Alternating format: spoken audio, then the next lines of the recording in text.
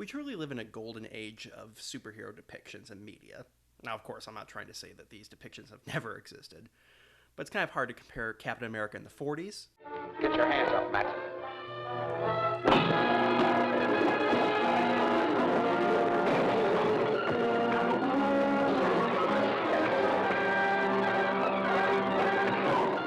Or Captain America in the 90s. Speak for yourself.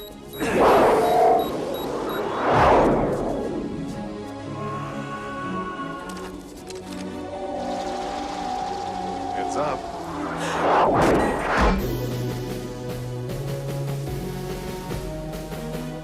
To Captain America in Endgame.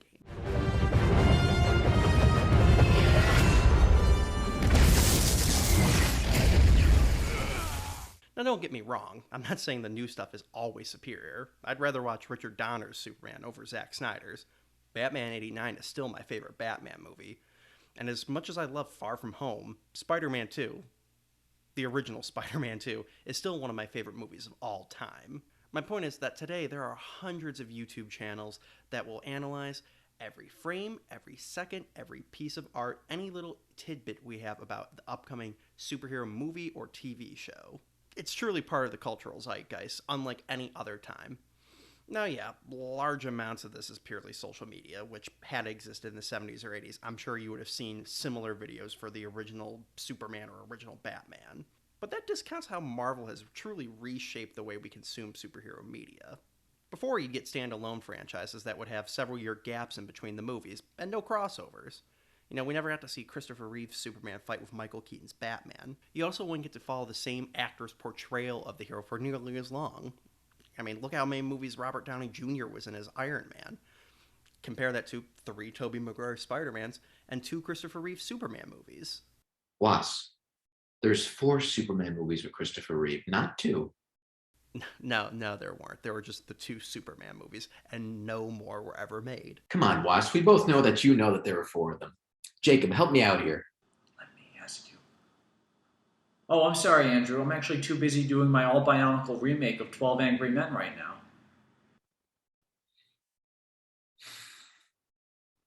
You win. I'm glad you see it my way. So that brings us to the topic at hand today. Who wants to be a superhero?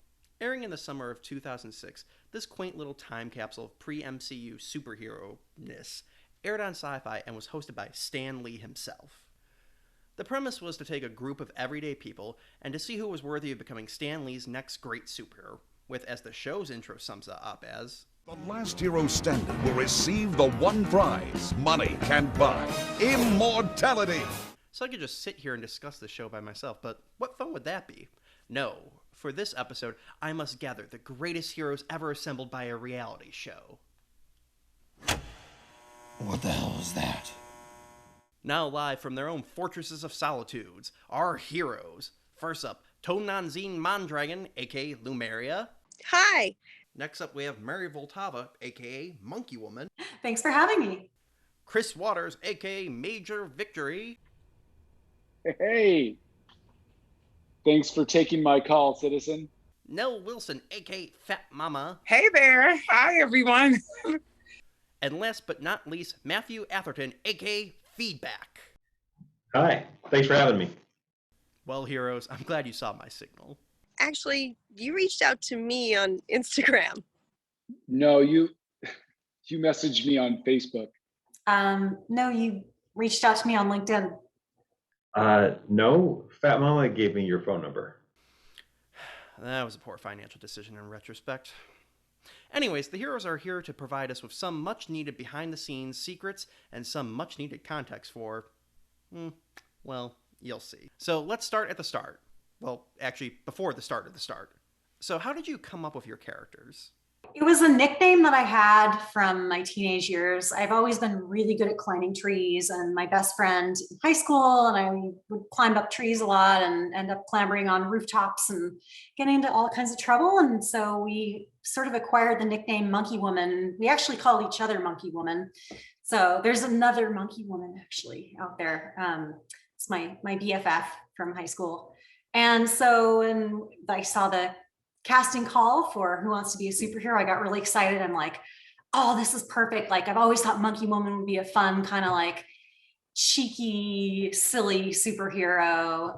And so I just built out the character and, turned her into more of a superhero. So I have a cousin who was getting chemo, and he saw the show, the advertisement for the show. And he was like, oh, you love comic books, and you've directed and you've acted and you've done, you've written, created stories. This is for you. And I was like, what? No, it's not. And he was like, yeah, you write costumes. And I'm like, yeah. He's like, yeah, you should do this. So I was like, and this was when reality shows were first starting out. I was like, no, I'm not doing that. He's like, I'm dying. And this is like my favorite cousin. It's like, oh, yeah, okay, great. I was like, no, I'm not doing it. He's like, no, seriously, I'm dying. And he's like, I'm doing chemo. And so I started writing it, and then I would go to him and kind of go through kind of the ideas I was coming up with, because I was using a lot of actual myths, a lot of South American myths, Central American myths, and Mexican myths, which is, where I come from. And we wrote it together while he was going through his chemo. And the week that I got into the house, he went into remission. If you want to know how this all really started, I was a male dancer, and there was this director that came and he got my number and he said, hey, can you jump out of a cake? And it was for the New York Film Festival or something like that. And I guess I was a stripper, and I was going to jump out of a cake and scare this older lady, and she dies. And then the last scene is she's being wheeled out, and I'm just shaking my head like, oh, great, we lost another good one. And so I developed this relationship with this director, and then he goes, hey, I really like what you did. Can you be this comic book hero for this music video? And so I became this Captain Victory. He came in, he gave me this whole suit. Right after this video, I saw a casting call for this show, Who Wants to Be a Superhero?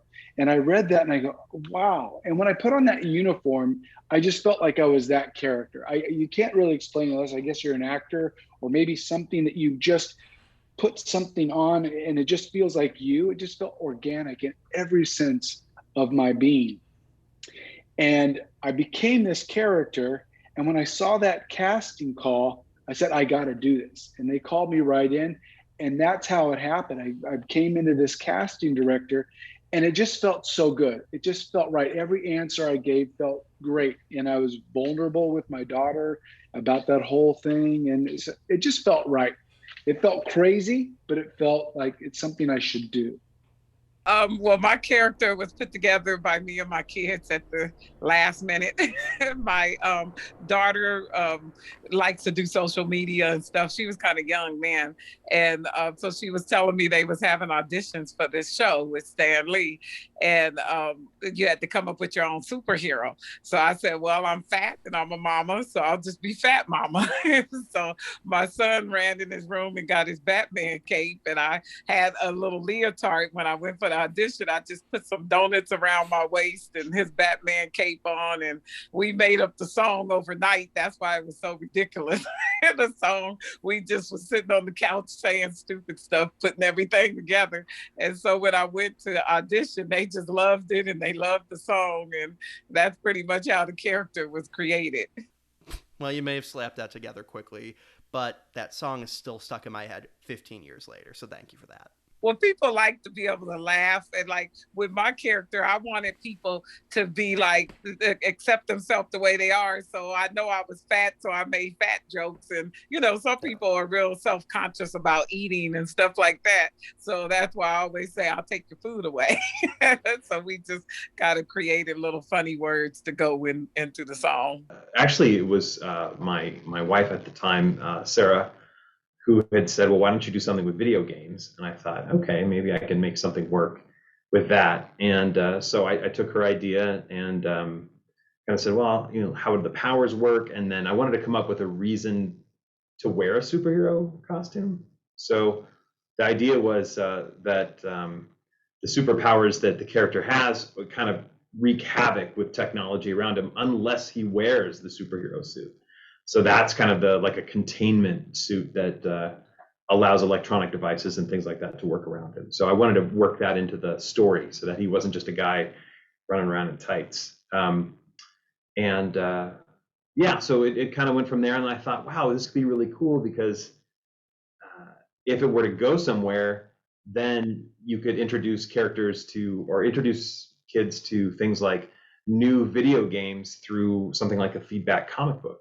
So every comic book you could have, say a new video game or an old video game, or, just kind of tie in a bunch of those things together. And I thought that would be a really fun way to have a relevant superhero that had relevance, today. Well, now we're into the first episode proper, and we begin seeing all the hopefuls auditioning for the chance to be on the show. And holy shit, is that Diana Prince? But for distraction purposes, I like to fight topless. And I want it to be made perfectly clear, I only know her from The Last Drive-In with Joe Bob Briggs and nothing else. Moving on. So what was the audition process like for you? Yeah, well, the funny thing is, so the actual audition process was like 4 different auditions and interviews. I mean, the first thing I did, I think I filmed myself on videotape at the time and sent it to the casting company. And then they had me come in for an in-person audition. And then there was another interview with the production company. And then they finally did like a psychiatric evaluation and all kinds of different, like lots of different layers of audition and interviewing for the show. And then finally they said, they had us cast, but then they had us show up at the big, like you see in the first episode, the big open casting call. And they had us like show up there to participate in that. But the casting, I think at that point had all been done. Like, I don't think they were like looking for any new contestants at that point. I think it was more just to, kick off the show with a bang and, see lots of different characters and, I don't know if the rest of the people that showed up for that big open casting call had gone through the entire process also. But I know that, yeah, we'd already been cast and picked for the show by the time that rolled around. So yeah, it was pretty involved.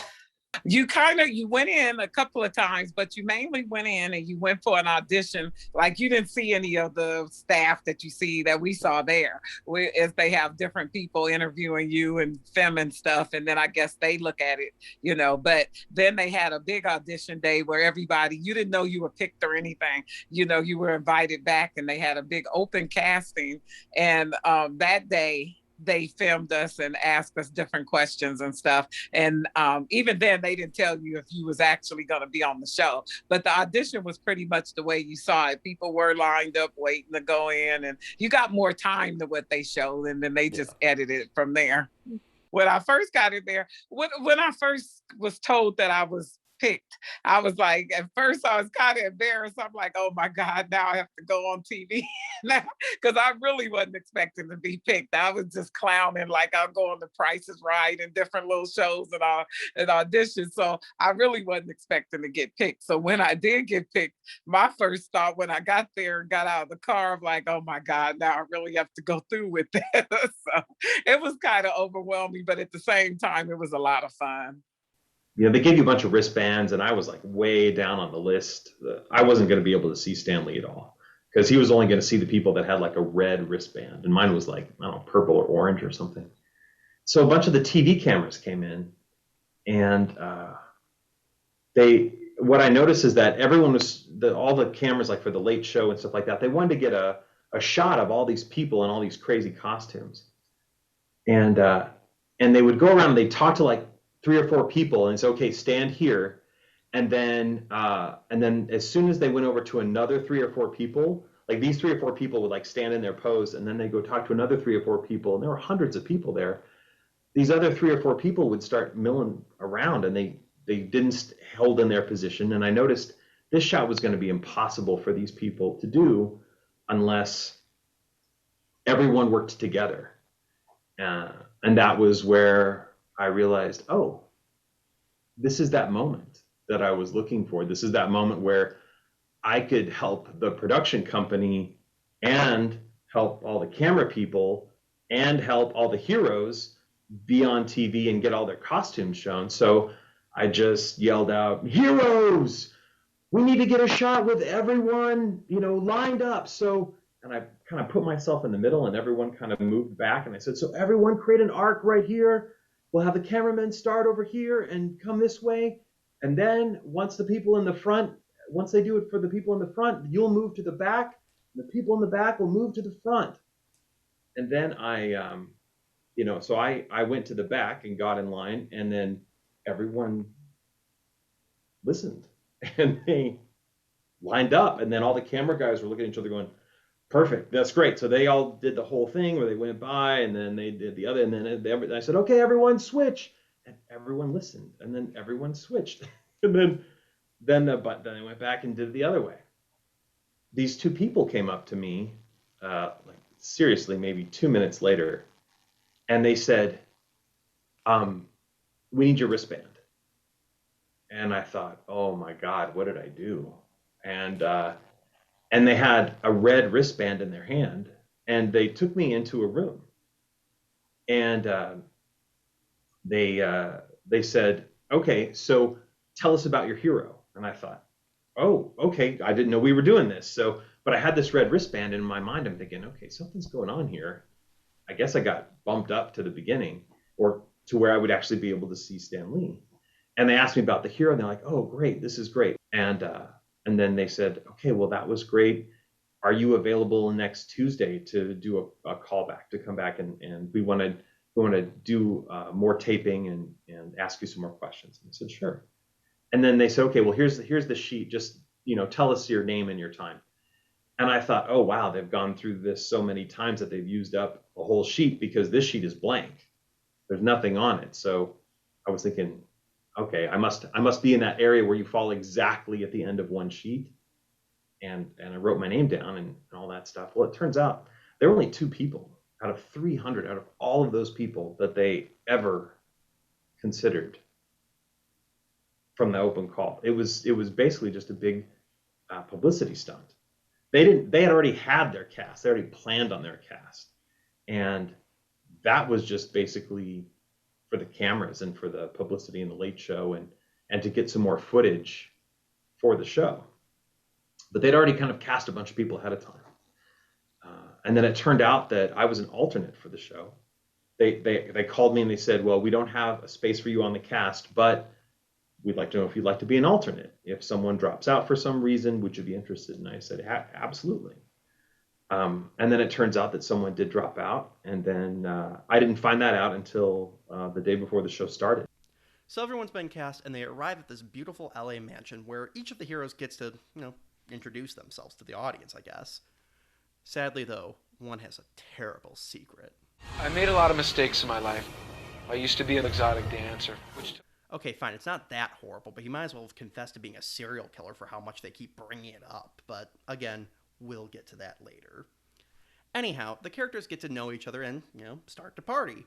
Unfortunately for them, the human buzzkill Stan Lee apparently doesn't like superheroes partying. Hold it there! This is serious. You realize what you're there for? We're looking for the next superhero. I've spent my life creating superheroes. They don't act like that. No one shows Stan an issue of The Boys. After that, the heroes are sent to the actual secret lair. Okay. But before they get access, we find out the first task's actually already begun. There happens to be a spy amongst you. I've enlisted the help of one of my assistants to infiltrate your group. You see, I've got to be sure that all of you are here for the right reasons. Rodiart, spelled backwards, is traitor. I've had all of you on tape since the very beginning. So basically, Rodiart had a camera hidden on his costume. So hidden you could actually see him somehow from a different camera angle. Basically, what he found was that the Iron Forcer is too violent. So you can choose when it goes out? Yes, depending on each person that I want to kill. Creature is basically too focused on sex. I love his body. I love your body. Yeah, these are pretty bad, but they pale in comparison to what Levity's sin is. Levity... Well, I make custom action figures. Do you make yourself as an action figure? Yes. So this is kind of a clever way. Like, you become an action hero on this show, and then you sell action figures of yourself. Yeah, kinda, yeah. Yeah, who would be so evil to use superheroes to self-promote and make money? We're in the money, we're in the money. We've got a lot of what it takes to get along. We're in the money. Also, side note, isn't Spider-Man's sole income coming from selling pictures of himself? Kind of weird. Yeah, here's where we start seeing cracks in the show form. One, basically the idea of the superhero is limited to the Silver Age. They have no sexual desires and no flaws whatsoever. Two, and more importantly, is the show doesn't really know where the line of these are real people with real jobs ends, and canonically these guys are superheroes begins. And we get a lot more of these horrible decisions moving forward, so this is just an appetizer. So basically, because Levity, aka Tobias Trust, in his free time makes these beautiful custom-made superhero action figures, he's the first to go. You can see the annoyance / disappointment on his face here, like, oh really, this is how we're gonna do this? And it's really sad because, like he said in his intro, I think the reason why I like superheroes so much is because I grew up as an outcast. His name is Michael, we've been together for 10 years. There are a number of gay comic book characters, and I think that if I actually won this, it would be a great role model for a lot of kids out there. You can tell he's a true superhero fan, and it's a real shame that he's painted like this greedy scumbag, because he is trying to create a superhero that can be a real-world hero to a group of people that are still underrepresented 15 years later. There's not an A-list gay superhero like Superman or Wonder Woman. So it's a real shame he gets kicked out this quickly over something stupid like this. If there is an upside, though, he has gone on to bigger and better things, being a producer on things like Bob's Burger, Gravity Falls, and Final Space, so at least there's that. So the main task for the episode is for the heroes to change out of their street clothes, into their costume, and run to a checkpoint in the fastest time. Some heroes, like Feedback and Tyvaculus, are subtle about it.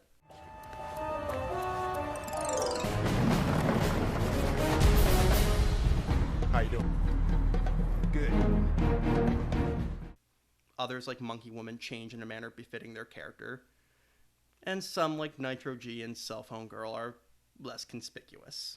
I was really careful to make sure that nobody saw me when I was changing.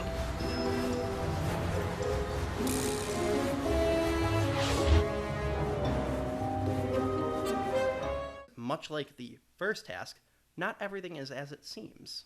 Right before the finish line is a little girl who is lost and crying for her mother. Basically, the speed and costume changing weren't the real task per se. It's willing to be able to give up the win to help someone in need.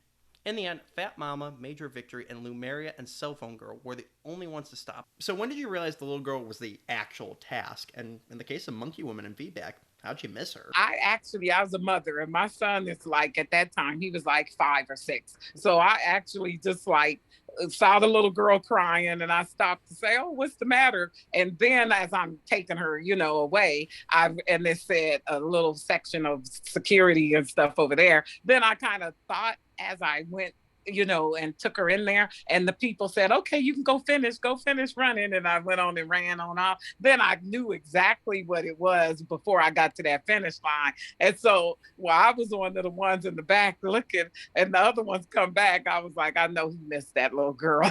I know, because they were so into looking at what they looked like and their muscles and, stuff like that they ran right by. But no, I did actually see that little girl and think that she needed help. I have a daughter, right? So it felt like, oh, I could, connect, and the little girl. It was a sweet moment. Going to any park, like, it's noisy, it's outdoors. There's a lot of people like talking, and there's a lot of noise. Like, I never heard, saw, had any inclination or like any indication that there was like a little girl in distress. Like, there might have been like the sound of kids screaming in the background, because there are at every park, like kids playing and like, but I never heard that specific girl or saw her or looked in that direction. I was pretty, like, when I'm focused on a task, I am like laser focused, and there can be fireworks going off around me and I won't notice. So I was like in it to win it, to get to the finish line. And there's like, anyone that knows me too will be like, oh yeah, like there's no way Mary would notice something like that. Like, she's completely like oblivious in general. And if I'm like focused on racing and winning, yeah. Well, my nickname before I was Feedback, I was Captain Oblivious, and that was a moniker so well deserved. And you think you know what something is about. You think you know that this is about, oh, it's about changing into your costume without anybody seeing, and it's about doing it in a superheroic style and like running really fast and getting there on time in this competition of I can. I'm someone that someone could imagine as a superhero. And then you get to the end of it and you realize, okay, that's not what this is about. You've got people that are in high heels. They're not going to be able to go fast. And everyone who ran fast, everyone who went fast missed it. And I kind of blamed my costume at one point because I like the way these like the belt was a scuba belt, right? For weights that you would wear. And I like the color, the blue and the black. The problem is that they're not real pouches. They're designed to hold weights. Well, I had these straps that I had put inside there. And if you look and you slow it down, you'll see that right as I was running, the straps on my left fell out of this scuba belt. And so my head, she's over here, and my head actually turns this way as I look at the straps hit the ground, and then I go right back to running. So those straps actually fell out like right at that point. But it's the best thing that could have happened because it was the first challenge. A bunch of people missed it, so I knew I wasn't going to go home for that, although I didn't know in the beginning that I was not the only one who had missed it. I thought everyone else had gotten it. I was going home because I completely missed it. But that taught me a lot. That failure initially taught me a lot about how to change my strategy, which was whatever image that I had in my mind about what this show would be about or could be about, that's not what it was about. I needed to be present and look on a deeper level as to what was going on around me. So we're now at the main elimination round on the roof of the lair, where everyone stands up on these lit up boxes, and much like earlier, 3 are nominated for elimination and brought forward. First, Nitro G is up because not only did he miss the girl, he also chose a terrible spot to change, basically revealing his identity to all passerbys. Monkey Woman also missed the little girl, but seems to have looked over in her direction, indicating she saw her and chose to ignore her. Though, looking at the footage, I don't see it. So, Monkey Woman, is there something here we're missing? I didn't see her. I think there was someone else that looked over in that direction. I remember them going like, oh yeah, someone looked over in the direction, and like, but it wasn't me. It was like one of the other contestants. I don't know. Like, so I think like they got the footage confused and thought it was me, but it wasn't. I was just running. Yeah, so that's a great sign. We're already rigging the game in episode 1 because, oh crap, we don't have enough people doing this spectacularly bad, so gotta throw Monkey Woman under the bus, I guess. Speaking of which, who do we put for the 3rd slot then?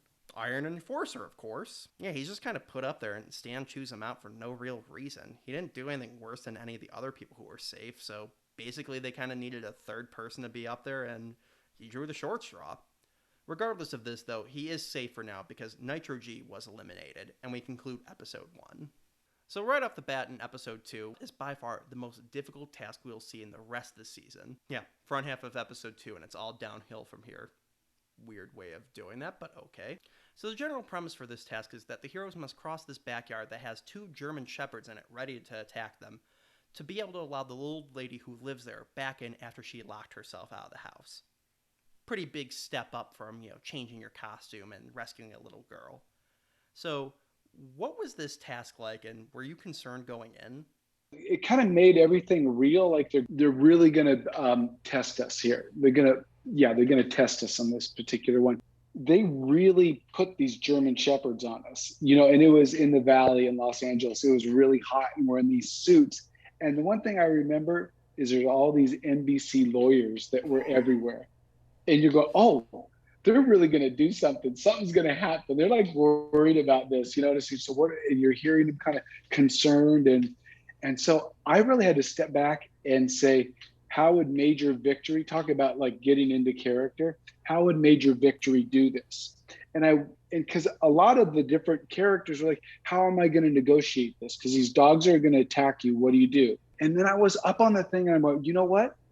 I'm going to love these dogs for what they're trying to do. They're trying to do their job. I'm going to actually fall in love with these dogs. That's, because it's like, oh my God, I'm going to be attacked by a dog. Because my reaction is to run the other way. But what I said is, I'm going to give these dogs a hug. And what that really ended up saving my butt, because one dog grabbed this arm, it knocked me back, and then the other dog grabbed this arm, and it actually caught my balance. So when I caught him like that, I was able to actually hold him up. And I felt like, okay, I'm going to give you a hug, but we're going together this way. And so it just, you know what, it was kind of nice and serendipitous, and it worked out. It was a great feeling. And then I could take my helmet off and go, how's my hair? And then make it kind of funny and playful. I was like, at that moment, I'm even like right now, I'm very fearless. I'll do stuff. And if my whole thing was when I was there, I'm like, okay, they can't kill us because we're on TV. They, so that stayed in my mind. So I'm like, when you got dressed and you had all that quilted stuff on, at one point, I was like, okay, they can't really bite me, so I'm just gonna do my best. I'm gonna go out there and I'm gonna run and do it. Now, what I didn't know was as soon as those dogs hit you, it felt like a truck hit you. I didn't think it was that strong and that they would be able to knock you over. I thought I was gonna be able to run and do what I'm doing and make it to the door, and they might be, snapping at me and stuff, but they can't get me. So it's kind of like, joke's on you. But when them dogs hit you, you kind of felt the pinch even through there. Some people even had little bruises where the dogs grabbed. So you felt the pinch, but you felt the power of those dogs knock you over. There was nothing that was going to keep me from reaching the door. Because in my mind, I had calculated that, these dogs are going to get tired. I am not going to allow myself to get tired. And I would never give up. I mean, I wouldn't care about production. I wouldn't care about them running out of tape or video or anything like that. I don't care if you have to cut and let the dogs take an hour break so that they're back to fighting shape, and then you're going to have us go back and do it again. But there was absolutely nothing. I was like, I'm not going to get killed. I'm in protective equipment. There's no downside here. I'm just going to accomplish this. There was no alternative. The situation where you had the attack dog, because that was a real attack dog. Dealing with that dog in stiletto heels was a little harder than saving the kid. I can imagine. Because that was a great lesson, because I didn't tap out. And that was the first time I ever said, they're like, oh, just say it like this. And I'm like, but I didn't tap out. They're like, no, just say this like this and like this. And they cut things together so it sounded like I tapped out. The reason why I didn't win that challenge is because a dog ripped off my helmet and I still didn't tap out. But they said they couldn't put it on there legally. Were you mad at that? Did you want to try again? So what happened was so the whole thing gets pulled off. My helmet gets pulled off. And the first thing I was like, let's do it again. Because that's just kind of my personality. Like, okay, let's go shoot this thing again. Like, the dog might bite you. I'm like, let's just give it a try. I'll jump on this fence. I've never had a dog attack me. This is fantastic. I don't know. Like, it's kind of an adventure, and definitely, adventure is a big part of I guess my lifestyle. So they're like, okay, we'll do it again at the end. And then we get to the end, and I was like, okay, I'm ready to go again. And like, no, well, there's no time. And I was like, what? Because there's ego. You want to prove to yourself. I wanted to prove to myself, like, oh yeah, you can go toe to toe with a very large Alsatian. Not really. Like, I have dogs now. I'm like, now as an adult, I'm like, or as an older adult, I might be like, okay, maybe when the helmet comes off, I should have stopped. So ultimately, Tyvecula's Major Victory, Feedback, and Monkey Woman were the only ones to successfully pass the challenge. Side note on Monkey Woman's performance, everyone else either completed or quit the task in less than a minute. She took almost 10 minutes of the dogs dragging her, attacking, biting, and all that around the backyard without giving up. So Monkey Woman, did your nomination in the first episode light a fire underneath you to do whatever you needed to do to win this task? Well, I was so determined to make a comeback from the little girl challenge that I was like, okay, I don't, like, no matter what happens, I'm just not going to give up. Like, one quality that I have is persistence. And so, like, if I can bring anything to this, it's like, I'm just going to wear the dogs out. Eventually they're going to give up, as, I have a goal in mind. Like they will eventually give up. So that was part of it for me. The other part was like, I knew I was safe. I mean, it hurt, the pinches and bites in the bite suit, but I knew they were very well trained to not go for like my neck or kill me or anything. It was, just wrestling with some well-trained German shepherds and trying to make it to the door. But like I said, I was constantly thinking like, okay, there's got to be a twist to this. Like, it can't be as straightforward as just wrestling two giant attack dogs in a bite suit and getting across the yard. So the whole time, I mean, I was still like, all right, I'm going to go forward as though this is the goal, but I was still worried the whole time. I'm like, am I missing something? Is the little old lady that we're supposed to be rescuing, is she like actually up a tree somewhere? And I'm supposed to notice that or something. I remember literally being pinned down by two German shepherds that each weighed as much as me, thinking like, what's the secret angle to this? Are there like dog treats in the yard that I'm supposed to find and feed it to the poor angry dogs? Like, this is the kind of stuff that was going through my head because I was like so paranoid from after the little girl challenge. For this elimination round, Creature is nominated for constantly laughing during the task and still giving up. Iron Enforcer for literally getting within arm's reach of the door and giving up. And then Cell Phone Girl, who lasted only 4 seconds before giving up. Stan really chews the trio out on this one, though as we're about to see, though, there are pretty good reasons for Iron Enforcer and Cell Phone Girl's failures. What he tells me is that, well, like, even though he's got a lot of muscles, he's not really very strong, because it's all about building the muscle mass, not real strength. And he was worried he was going to pop his arm and then not be able to lift and not be able to keep his physique. With Cell Phone Girl, first, a little background on her. They tried kind of painting her as a spoiled valley girl, really. And I'm sure being the second youngest hero at age 22 and having a cell phone theme when they were not nearly as commonplace as they are as today didn't really help the perception they were trying to shape. In episode 1, they show her being really the only one upset that they were leaving the mansion. And in this one, they ridicule her for having a headache as being the reason she quit.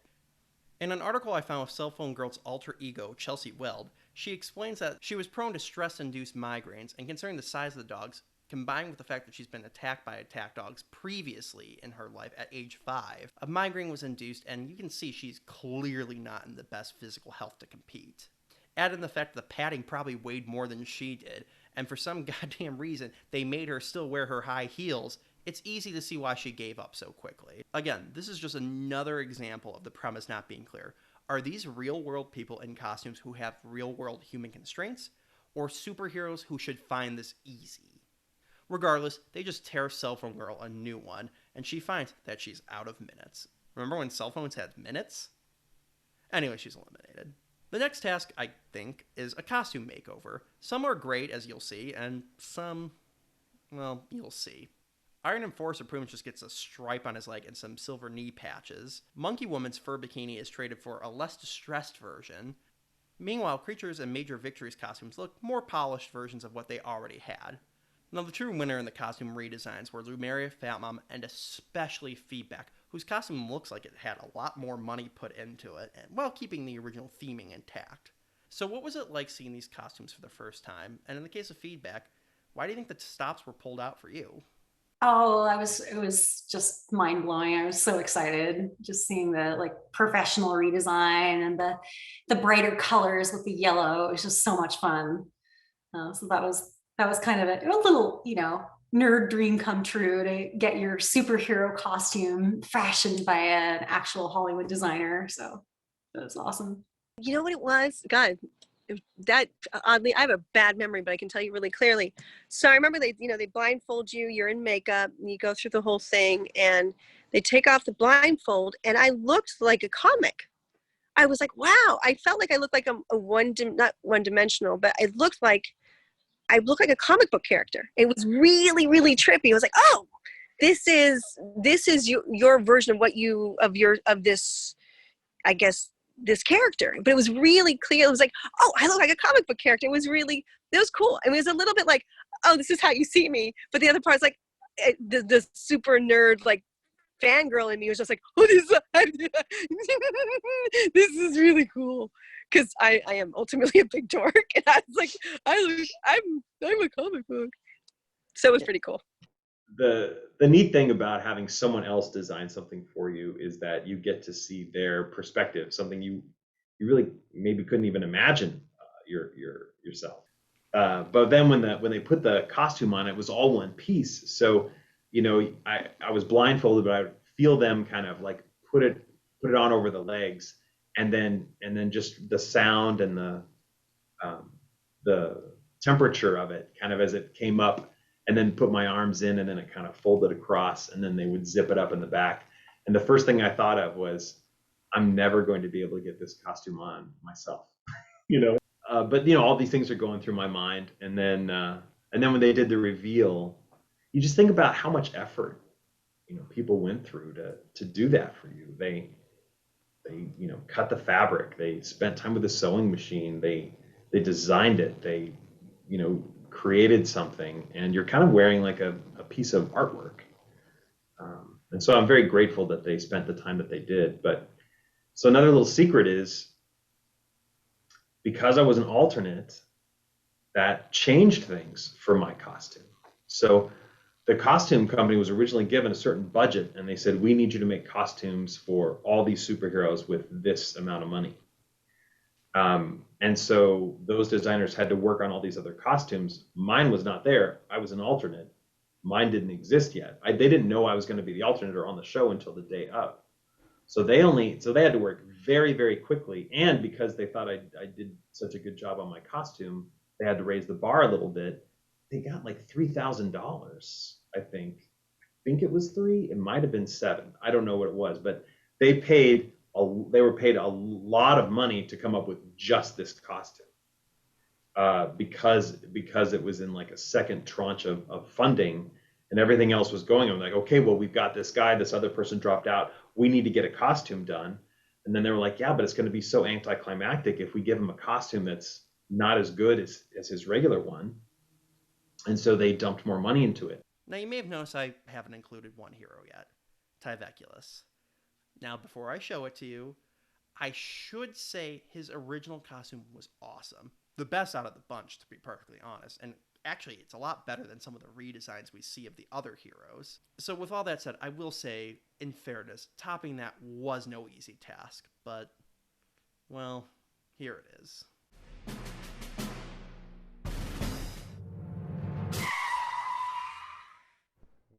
Again, though, feedback has some behind-the-scenes secrets that kind of explains this baffling decision. I did so many conventions with the original costume that it was falling apart. And so I had to go, and I went back to the original person who made that costume and asked them to make me a second one. And so I had quite a few conversations with the costumer. That wasn't done on purpose. That was just funding. Like, they just didn't have the money to make something better than what he already had. But I know that what they wanted to do is, like, one of the things that they needed to do was open up his face. Like, they wanted to see more of his face. And that helmet, you know, really cut out a lot of his face. You only got to see like a little bit, you know, like this. And so I think their directive was open that up. And then they had like the comic book art that had been done where he's like this centurion with like the feather thing on the back, you know, and they're trying to do this out of foam instead of like a real helmet. And I think that's a hard thing to do. But the regular parts of his costume, you know, with that they remade with the little dangly bits, I can't explain that. Yeah, basically because of a budget cut and an already existing mock cover, the costumers really had their work cut out for them on this one. Though as we see here, when Stan is unsure about the costume himself, Tyveculus just flat out lies and says he loves it. Wow. I don't know. That's not exactly the way I had envisioned it. What do you think, Tyveculus? Today, my fantasy's been fulfilled. I am a superhero. No. By the source of light, I am Tyveculus. Yes. I love it, sir. Well, I'm glad you're pleased, Tyveculus. The other heroes, however, are a lot more honest with their opinions on the costume. Yo, yo! Do the chicken dance.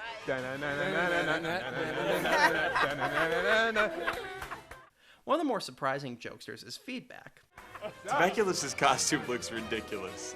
Look at that thing on his head. It looks like a big giant fan. Tyveculus, right now, you're Stan Lee's biggest fan.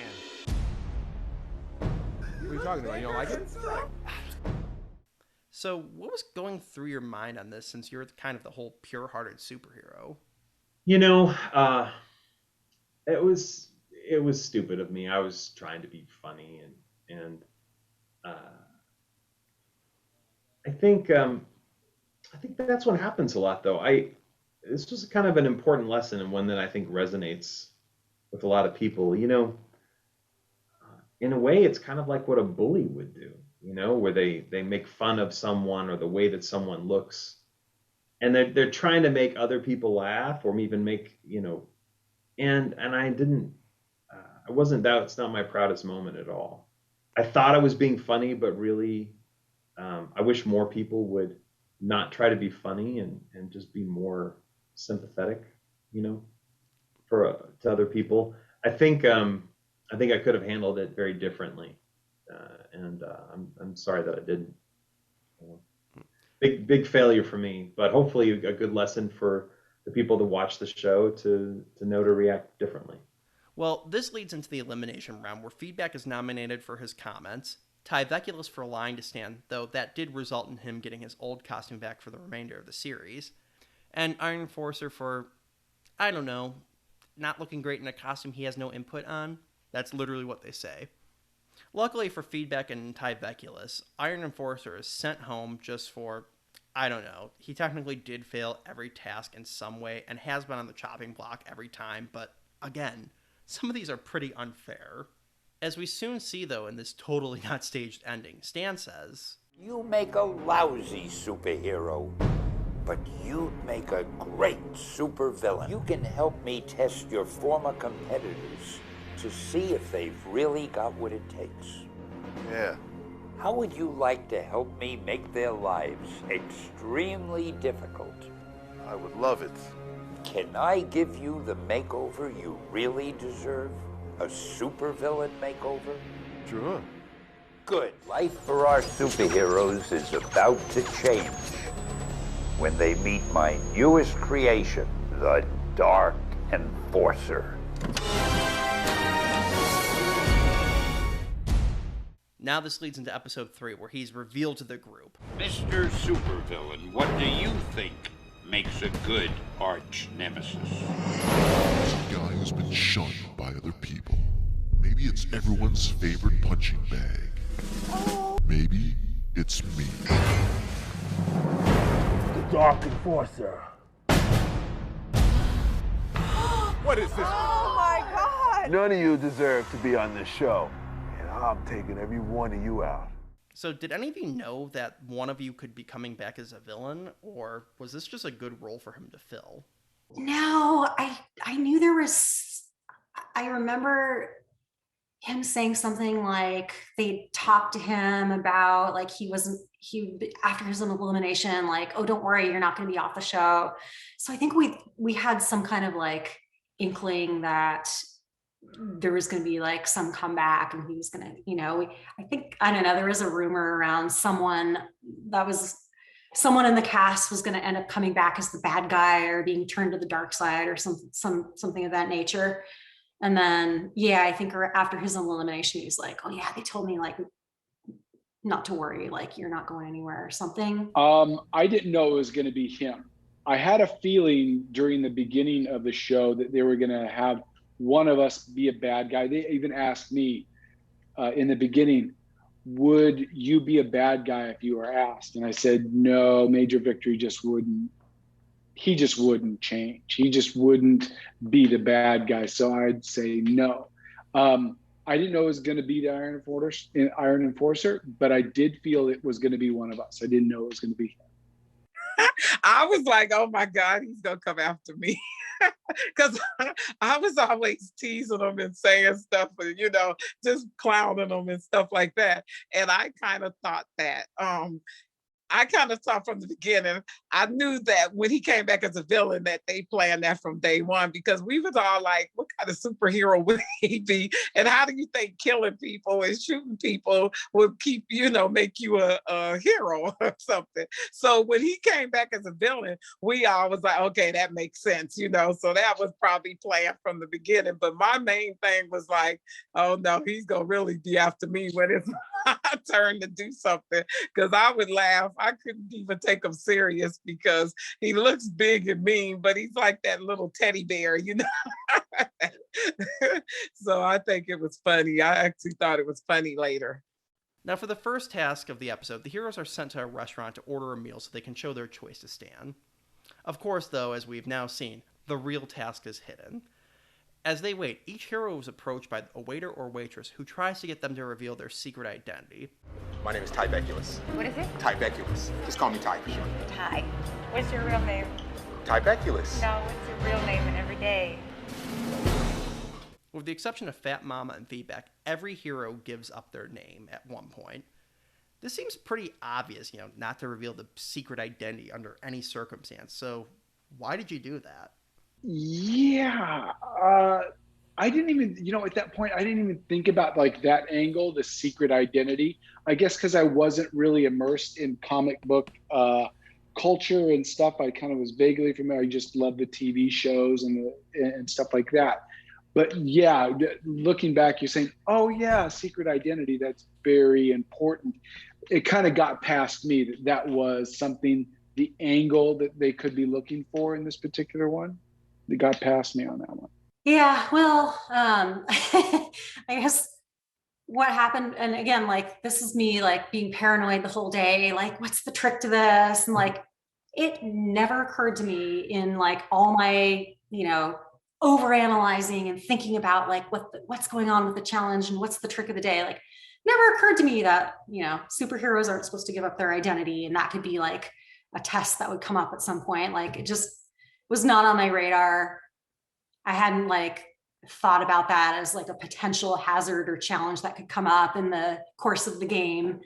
And I remember just hearing from Stan, like, superheroes are supposed to help people and are supposed to be like, caring and helpful and honest and like all these things. So I was thinking, okay, like, I really need to step up my game of like being honest and helpful and look for opportunities to help people.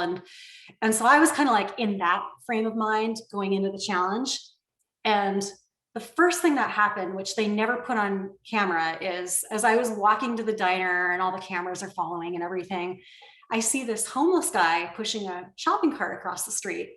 And so like, I'm like, got it. Like, we're supposed to take our lunch money and like go give it to the homeless person and offer him our lunch. Like, obviously this is the challenge. So I was like stoked. I'm like, I got this.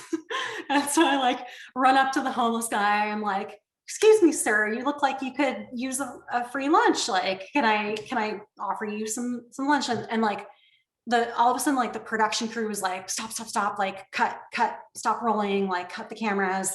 And they're like, okay, like, no, we gotta like go, like, you have to go to the diner, like, don't talk to that guy. And so then I got even more paranoid. I'm like, okay, now the test is I'm supposed to stand up to the production crew and like fight for this guy's lunch. Like, they're really putting me in the challenge. I'm like, no, this person and he was super excited. The homeless person who turned out to be an actual homeless person. He was excited because I'd offered him lunch and promised him he was going to get a nice meal that day. And so he was like, yeah. And then, so the production crew is like trying to push me to go like get back on course to the diner. And I'm thinking like, okay, no, this person, like, this is the challenge. I'm supposed to make sure he gets lunch. And so we kind of go through this like back and forth for about 5 minutes, at which like at some point it gets through my thick skull that, okay, this is an actual homeless person. The production crew is like genuinely concerned and they genuinely like don't want me interacting with him. But then I was like, okay, on a matter of principle, I want to make sure this person gets lunch, because I'm like, a human being to another human being. I'm not going to promise some poor person who haplessly wandered through a production and then was offered a meal. I'm not going to like walk away from this and just, let him go on his merry way without getting fed. So I'm like, okay. I talked to like one of the producers that was on the crew. I'm like, okay, can you please, like, I get it. Like, I'm not supposed to be interacting with him. Can you please make sure he gets lunch? So like give him the like part of the crew lunch or package him up something. Like, I'm not going to go away until I make sure that happens. And then like we can move on with the filming. So they did, like they promised they were going to take care of him. And I was happy with that. And so that was out of the way. And then they're like, okay, we're back to the diner scene. And I'm going back into the diner. And then at that point, like, I was like, all right, so that wasn't the challenge. So what the heck is the challenge? And then, so the waiter came up and introduced, and I was just kind of like oblivious at that point. Like, no, I was just kind of like trying to figure it out still. And the waiter came and introduced himself. And I just was being genuine, like, hi, I'm Mary, I think I said Mary, aka Monkey Woman or something like that. Did not, again, like never in a million years thought, oh, a superhero doesn't give up their identity. Like, it just hadn't occurred to me in all my overthinking that could possibly be the challenge. Now, while Feedback didn't give his name, there is a moment we never actually get to see that did change the outcome of the task while filming. I got, the food that I ordered, I made sure that everything was recyclable. I didn't take any plastic or styrofoam. I asked for aluminum foil and did all that so that, if someone asked me about my food choices, I could also talk about the recycling stuff. And I wanted to eat healthy and, be a good role model to kids to make good choices for their diet. But you didn't see any cameras. And there was, they brought in the cameras, like they walked you up to it and they're like, yeah, they won't allow us cameras in the restaurant. So you guys have to stay out here. And the camera guys were kind of like, they put their camera down and they're like, are you serious? And they're like, yeah, it's dumb. But they're like, okay. So you saw these two camera guys walk in next to you and then they went away. And you did feel like, and you could see with all these other cats that were in there, the other people on the show, it really did feel like you weren't on camera. So, so whether you were or not, again, this goes back to having the superhero thing on my arm. For me, it was kind of like living out a fantasy, like fantasy fulfillment. And in that fantasy fulfillment, if you're a superhero, you don't give away your name, because it's not like, oh yeah, I'm on a reality show. It was kind of like, hi, this is my own personal dream and you're part of it and I'll let you be part of it in some way, but this is my dream that I'm living out here. And so I don't want to be someone who gives away my secret identity in my fantasy fulfillment. That doesn't make any sense. So that's really more than anything why I didn't give my name away, is because I was being selfish. I wanted to have that superhero experience. So you'll notice something interesting about this episode. And that is that, I never gave my name, but I did tell the woman what college I went to, which was I went to Grinnell College. And because I had given that piece of information during the day of, you'll see it was only Fat Mama who went and got the trash can, not Fat Mama and myself. On the day, it was as though I had failed the challenge, because even though I didn't give them my name, I had mentioned like what college I went to. I think I said, she asked me a question like, do you always dress up like this? And I said, oh, well, I used to dress up as Spider-Man when I went to college. And she said, oh, where'd you go to college? And I said, oh, Grinnell in Iowa. So that was enough for me to technically fail that challenge on that day. But when the editors were trying to put everything together, they couldn't find any shot of me saying my name because I never did. And she was like, oh, come on, tell me what your name is. So I was like, I'm sorry, I'm a superhero. And because of that, they said, all right, well, then technically we can't have him lose this challenge because he didn't give away his name. And so that was one of the surprises of the show, is that I actually achieved that challenge on that day when I had thought that I had failed it. Even though I didn't give away my name, I gave away enough personal information where someone could have maybe tracked down kind of who I was. So Fat Mama in reality is the only one who actually passed the task. So was this just staying true to the character, or did you sense something was up? Okay, now my son loves Stan Lee and loves movies and stuff, and we would go see superhero movies all the time since he was little. So I'm like, any of them that failed that definitely needed to go home, because number one, you learn don't give away your identity. So when we went to the outside of the restaurant, they said, oh, Stan wants to see how healthy you guys eat. So now they got these cameramen that's following us around all day long with these cameras running. And so now when we go into this room, into the cafeteria, they set their cameras down outside the door. So right there, I'm like, there has to be cameras somewhere, duh. So when I go in, there's a big old mirror to the side. I'm like, okay, there's a camera there, duh. So, so when the guy came up to my table saying about his son and stuff, and what's your name, and you know, are you pretend and this and that, and I'm like, no, I was playing it up then for the camera, because I knew good and well they was trying to get me to say my identity. But I had no idea that the other ones like took IDs out and did that. Because I was thinking to myself, are they serious? So I just played, I did know on that one. That's where my age and everything else played in. Because I'm like, they have to be crazy if they don't know they was trying to get us to give away our identity. Yeah, I was prepared to see that this was fake because it just seemed so obvious to me with, you know, the secret identity thing. Also, the fact that Tyveculus apparently carries his ID on him, like, why does he need that? So why do you think all the other heroes were tripped up? And nobody told him to do that. They had no idea that he was going to pull that out. They had no idea what each of us was going to do until we got in there. And that's why I'm saying to you, a lot of that show was so good because it was based on your true character. And when you think you off guard, you do what you do. When you think you being filmed, you do what you do, you know? So that was the thing, is that once they thought, oh, they impressed the people at the counter. I ordered my food. I ordered this healthy dinner and all this stuff. And now let me go sit down. I can breathe. You know, so the last thing they thought is this little waitress is gonna be asking stuff, because like the guys had a girl and the girls had a guy. So we had no idea that that guy was being staged, but I knew he was staged because he was asking too many crazy questions, you know? So, so I just started saying stuff that I knew he wanted to hear. And that's basically why I got through, but I didn't understand why anybody else wouldn't have known that. So basically, this is where the show's ruling and blurring of the line of real people and actual superheroes comes to a head and results in a BS elimination. Basically, what happened here was the waitstaff would come up and ask if this was for a TV show, which in of itself is fishing. I mean, when you're in a city like LA and shoots like this are a dime a dozen, this is a pretty real reaction to be having here.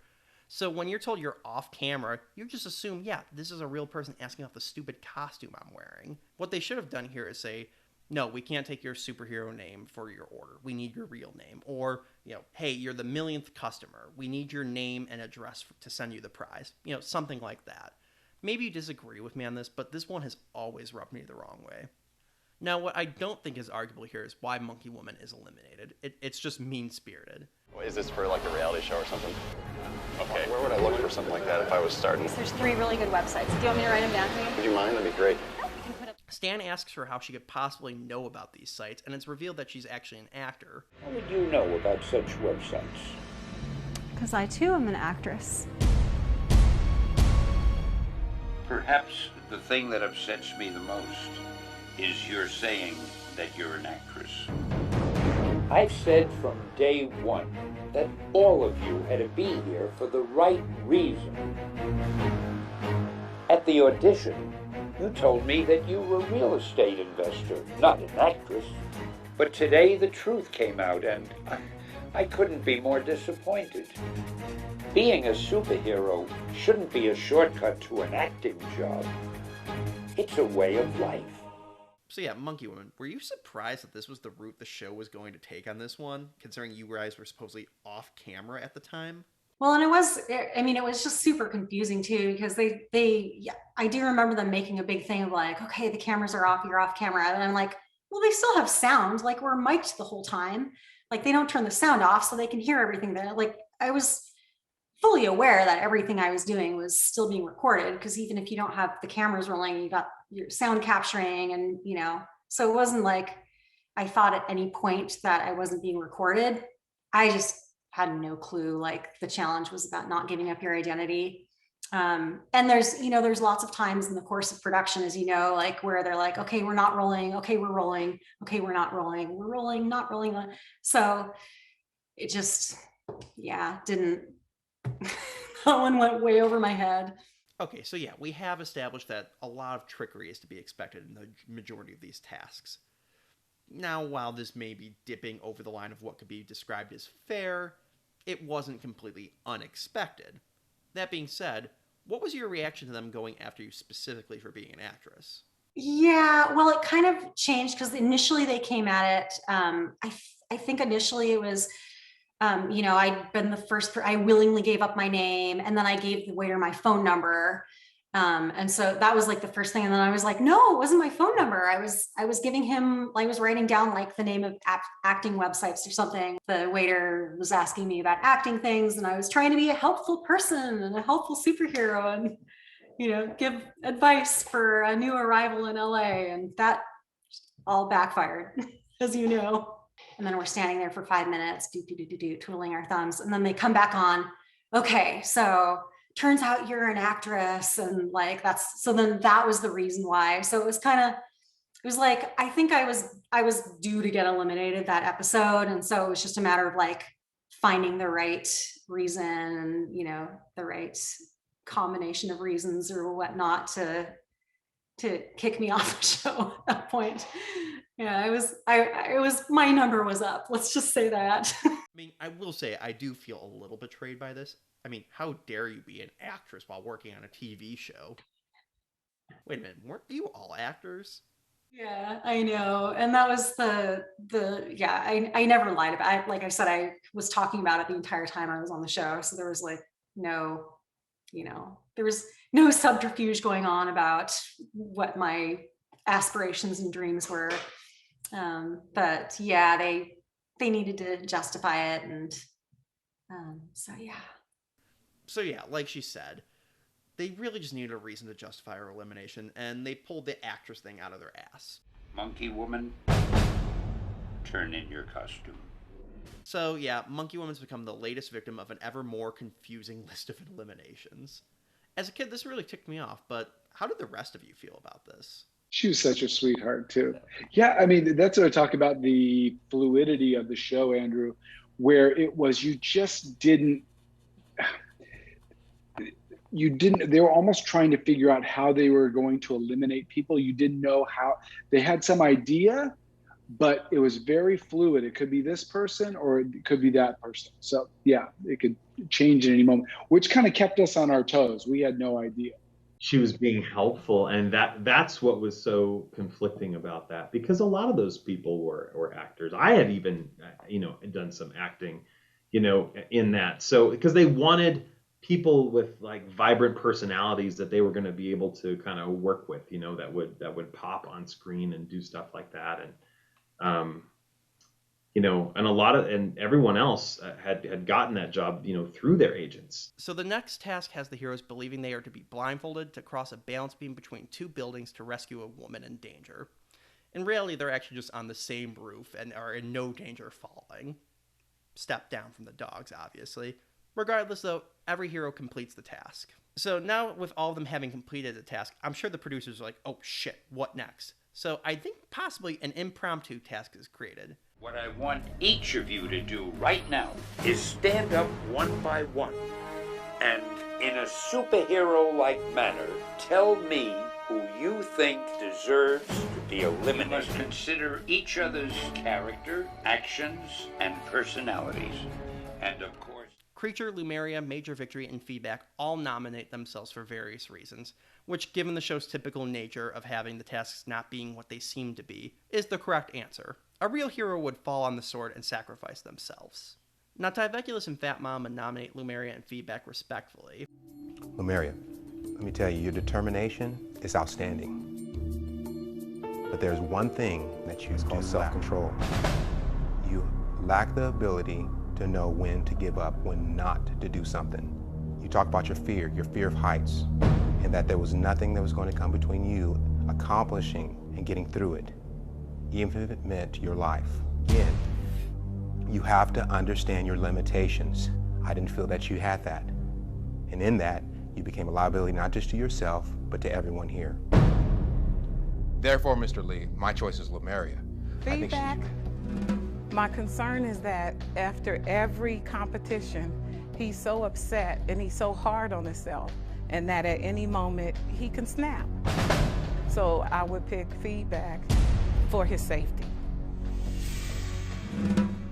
Despite both of their concerns being, very genuine and coming from a place of concern, which I could argue is more heroic. I mean, you wouldn't see Spider-Man encouraging normal kids to go fight the Green Goblin. So getting people out of danger who are dangerous to themselves or potentially others could be seen as the truly noble route. However, the show, of course, frames this as the wrong decision. So, Fat Mama, what was it like doing this nomination, and did you have a feeling that this might lead you to being in the hot seat? Yeah, no, I didn't even know I felt that one until we was up on the rooftop. I mean, because my thing was he asked a question. Now, from the beginning, I had already told them that I could go at any time. It wasn't a big deal to me. And Feedback to me was like, one, he reminded me of what my son would be like when he was older. Now, my son at that time was young, and I could see him being as dorky as Feedback was and wearing costumes at Comic-Con and having all this stuff. And so I fell in love with Feedback in that way, like looking out for him as my own child. So when they said that, I was like, they're gonna break this boy down until it's just nothing left. So no, I definitely, when actually afterwards, I don't think they aired that either, where I went off on everybody in the room. I told them, I said, you guys are fake. I said, so I kind of went off on everybody because I was still mad and angry at the outcome of that elimination. And I'm like, you guys knew what you were saying. You only said take yourself because you wanted to win and stuff. I said, but you didn't really feel like that. So I kind of argued and fussed at the whole room. And, I felt bad later because I'm kind of the type that if I see something and it feels something in my heart, it's coming out of my mouth, So I definitely said what I felt and I wouldn't take it back. And the same with Typeculus. I think, not to say Black people are only the ones that do this, but we're raised in a way where we're a lot tougher. Yeah, we're expected to have this armor. So your parents already guard you because they know we're going to be discriminated against. I do it with my kids. Something's going to happen. So as they little growing up, I have to teach them a certain way that don't talk back to people. If you get stopped by the police, just say, yes, sir, yes, ma'am, whatever, to get through the day and stuff. So when we can let our guard down and we feel comfortable, we try to, but most of the time we're already guarded and stuff like that. So I think it's a part of my interior that I grew up. Also, I grew up as my kids with a single parent. I raised my kids. So I'm kind of the mother and the father. So I have to be both, and it just makes you different and your personality may come out a little harsher sometimes when I have to catch myself and say, okay, I got to be a little gentler and stuff. But looking at Feedback, it was kind of like, I wanted to put his head on my shoulder and pat him like a little puppy and say, it's going to be okay. You don't even need to be here, and stuff. Because he really wanted to be that whole show like that. And that was him. What you saw on him was genuinely him. I completely agree. Like I said, your answers were truly the noble ones because they came from a place of concern. This is a game show. It's not really worth the danger, or the perceived danger you guys were in. There was no prize. And I'm going to fight over this. And, the funny thing was one of the producers that at the end of the show, he came up to me and he asked me the same thing like you're saying. He said, I just really want to know, did you really feel like that? And were you really willing to give that up for Feedback and give up your spot in the show and stuff like that? And I looked at him and I said exactly what you just said. I said, what is the prize? I said, you guys said we win. Yeah, you were winning immortality. Right, and immortality. I'm like, we're all going to be on this film. So we all going to win the same thing. There's no prize. I'm like, there was no big prize. Now, if it was $100,000, you might have saw a whole different person come out of me. So the two of them are put up for nomination, and Typeculus is the one sent home. Now, his departure is the hardest felt one on the cast so far, and it is kind of heartwarming to see how close they were becoming, that this all wasn't a cutthroat, knife in the back kind of game. As a kid, this was the first cast member elimination that I felt bad to see. And it still does suck. Dude is a badass and a real-life hero being a firefighter. Again, much like the other eliminations, it really does show the highlight between this is a real world with real-world concerns, and these are superheroes. And it results in another unfair elimination. So, on the level with you guys, I truly did not expect this to become such a large project. You know, the Heroes had a lot of great stories to tell, and there's a lot of weird shit in the second half of the season. So, in deference of time, I'm going to make this a two-parter. So, stay tuned and make sure you keep an eye out for the second part coming soon. Let me ask you, do you think the Matoran would shout so the whole island could hear him like that? He's much too bright for that. Bright? He's a common ignorant slob. He doesn't even speak Matoran very well.